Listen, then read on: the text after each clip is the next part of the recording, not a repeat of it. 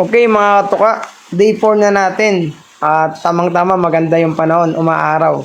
Kanina kasi makulimlim yung panahon, may kasamang pag-ambon. Pero ngayon medyo umaraw. Ang problema naman, kumukulimlim na naman. Kaya ito, alas 12 na tanghali, naghahalo na ako. Pero maya-maya naman kumain na din kami. Dahil gusto namin makapag-umpisa kami ng alauna. Para kahit papano, marami-rami din kami matatapos. Wala pa kasi si Papa ng mga oras na yan. Salukuyan siyang nagsasakate dahil hindi ganong kainit. Kailangan din kasi niya magsakate para sa mga alagang baka. Buntis pa naman yung isa, hindi pwedeng magugutom to, kailangan talaga alagaan. Sayang din kasi yung pinaghirapan at hinintay na panahon. Nagalo nga ako dyan ng isang sako ng semento. Tapos 6 na balde ng buhangin. Inaaya na nga ako ng pinsan ko dyan para kumain.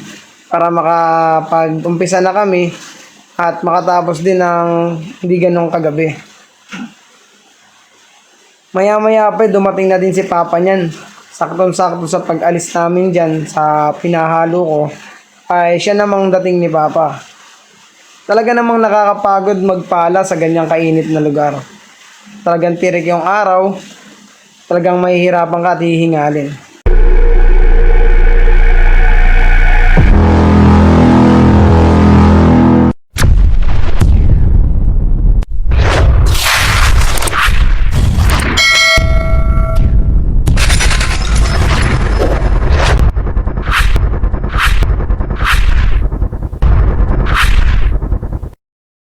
Ito na nga ang pinaka-actual na paggawa namin dito sa kulungan.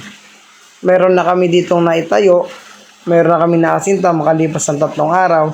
Day 4 na kasi ngayon. At sinisikap namin na matapos ang pag-asinta at makapag-poste man lang. Pero palagay ko hindi kami makakatapos ngayong araw. Dahil sobrang dumidilim na talaga. At nagbabadya na naman ng isang malakas na pag-ulan. Kapag kasi sobrang lakas ng ulan, nahihirapan kami mag-asinta. Nababasa kasi yung halo namin.